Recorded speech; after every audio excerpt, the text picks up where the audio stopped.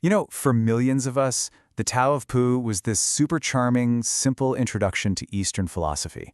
It's a classic, right? But what if that very simplicity is the thing that kind of misses the whole point?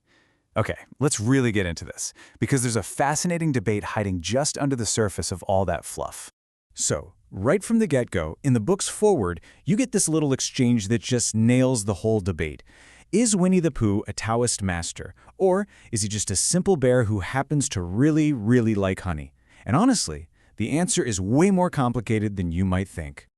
All right, so first up, let's break down the book's premise, which is, you got to admit, pretty brilliant. How in the world did author Benjamin Hoff manage to turn this beloved children's character into a philosophical icon? So Hoff's big idea was basically to use Pooh as a stand-in, an allegory, right? He wanted to take this philosophy that can feel kind of out there and abstract and make it super simple, like something straight out of the 100-Acre Wood. And this quote right here, it just perfectly sums up Hoff's whole argument. Think about it. All the other characters are totally trapped by their own heads. Rabbit's always calculating. Owl's trying way too hard to sound smart. Eeyore's stuck in his gloom. But Pooh, he's just Pooh. He's just there, perfectly content. And that, for Hoff, is the absolute core of Taoism. Okay, so this leads us to a really central idea in Taoism called Pooh, or the uncarved block. Just imagine a simple, plain block of wood. It could be anything, right? The potential is endless. But the second you start carving it into something specific, you've limited what it can be. It's all about that raw, natural simplicity. And this is exactly what Hoff is getting at. Pooh isn't wise because he read a bunch of books or can explain these big ideas. He doesn't have to explain it, he just is it. He's simple, he's natural, and he's not bogged down by all that mental junk that makes life so complicated for everyone else. All right, concept number 2 is Wu Wei, and Hoff pretty cleverly calls this the Pooh way. The idea is all about effortless action. It's about getting things done without forcing it, just by working with the natural flow of things. And Pooh, well, he's a total pro at this. Stuff just kind of works out for him, not because he's trying super hard, but because he's just going with it. So it all sounds pretty great, right? A really beautiful, simple picture. But this is where we start to see the cracks. This charming little story has a pretty big philosophical hole in it. And that brings us to the real heart of the problem. Here's the thing. Pooh's a bear. We're humans. So can his super simple, honey-driven life really be a good model for our messy, complicated ones? Okay, so a philosopher named Jeff Handy really drills down on a key difference here. He says Pooh has something called shallow free will. What's that? Well, Pooh is free to go after his honey, for sure, but he can't choose to not want honey. That desire is just built in. But us, humans, we have what he calls deep free will. We can actually think about our own desires and decide to change them. You know, we can do our research and make a conscious choice to become a vegetarian, even if we love the taste of a burger. And that right there is the real problem with the whole allegory, according to this critique. The whole comparison just kind of falls apart because it misses this huge difference between us and Pooh. He can't change his nature, but for us, trying to change and improve ourselves is like a massive part of being human. So, okay, there's the philosophical issue. But that's not all. There's a cultural one, too. For a lot of folks who actually study and practice Taoism, the book isn't just too simple, it's actually kind of misleading. I saw this comment in a Reddit thread, and it just hits the nail on the head. The book paints this picture of Taoism that's all warm and fuzzy, but that's really only one side of the coin. I mean, if you actually read the foundational texts, like the Tao Te Ching, you find some pretty intense stuff.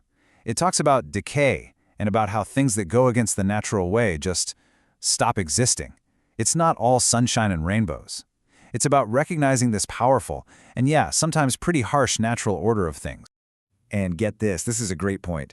Powerful martial arts like Tai Chi are based on Taoist principles. There's a serious power and intensity to the philosophy that the whole cute and cuddly Pooh version just completely glosses over. And to wrap up this side of the argument, here's a quote from a scholar of Chinese philosophy that's pretty blunt. A lot of academics argue that, yeah, it's a sweet book, but it tells you a lot more about what Westerners want to believe about Eastern philosophy than what it actually is. All right, so we've got a problem, right? Pooh's way just doesn't seem to fit the human way. But what if another philosophy could help us connect the dots? Now this is where it gets really cool. See, unlike the Pooh version of Taoism, Buddhism is all about our ability to change ourselves. It jumps right in. I mean, the whole point of things like the Four Noble Truths and the Eightfold Path is to consciously work on our desires to stop suffering. It totally gets that shaping ourselves is what we do.